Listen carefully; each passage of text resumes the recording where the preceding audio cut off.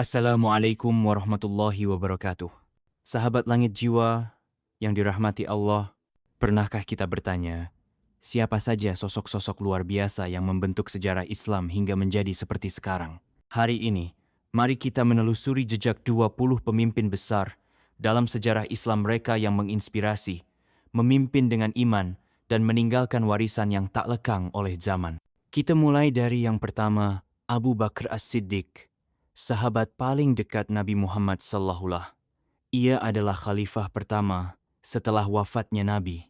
Dikenal karena kejujurannya dan keteguhannya dalam menghadapi fitnah, ia memimpin umat di saat krisis dan berhasil menyatukan kaum muslimin.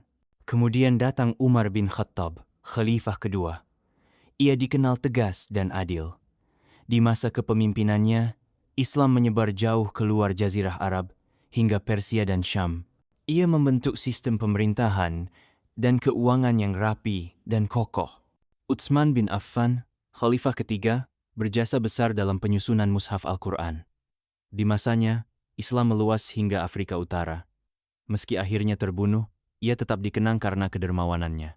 Ali bin Abi Thalib, menantu Nabi, adalah simbol ilmu dan keberanian.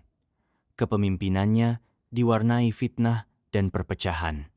Namun ia tetap teguh pada keadilan. Kata-katanya masih dikenang dalam khazanah hikmah umat Islam.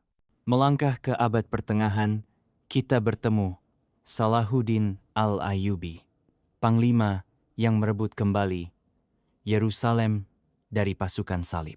Ia bukan hanya jago perang, tapi juga seorang pemimpin yang penuh belas kasih bahkan terhadap musuhnya. Di Baghdad, berdirilah Harun al-Rashid, khalifah dinasti Abbasiyah. Masa pemerintahannya dikenal sebagai zaman keemasan ilmu pengetahuan, seni dan sastra berkembang pesat. Baghdad menjadi pusat peradaban dunia. Bergerak ke barat, kita menemukan Mehmed II, penakluk Konstantinopel.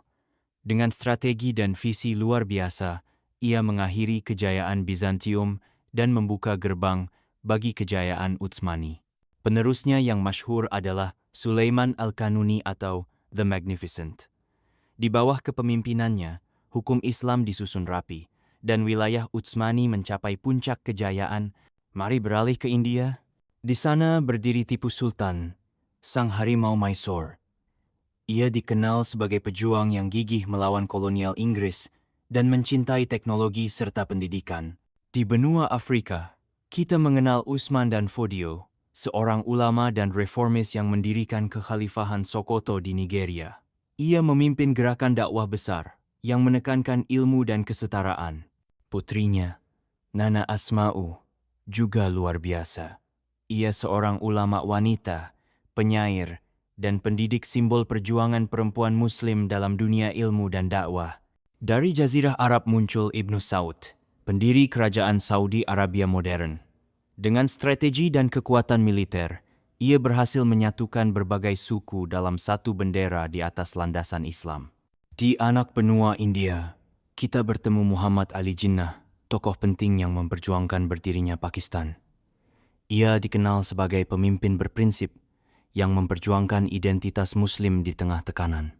Dari Mesir, bangkitlah Gamal Abdel Nasser, pemimpin karismatik yang berani menasionalisasi terusan Suez dan memimpin dunia Arab untuk bangkit dari kolonialisme. Di Iran, lahir Ayatollah Khomeini, pemimpin revolusi Islam 1979. Ia menggulingkan monarki dan mendirikan Republik Islam Iran, sebuah tonggak sejarah besar di Timur Tengah. Di masa modern, kita mengenal Recep Tayyip Erdogan, pemimpin Turki yang membawa negaranya pada era baru dengan pengaruh besar di dunia Islam kontemporer. Di Asia Tenggara, muncul Anwar Ibrahim, seorang intelektual Muslim dan kini Perdana Menteri Malaysia yang konsisten mengusung nilai-nilai reformasi, keadilan, dan pluralisme. Dari Bangladesh, kita mengenang Syekh Mujibur Rahman, bapa bangsa yang memperjuangkan kemerdekaan negaranya dan membentuk identitas Islam Bengali yang kuat. Tak lupa, Hasan al-Banna, pendiri Ikhwanul Muslimin. Gerakannya menjadi inspirasi gerakan sosial Islam di seluruh dunia.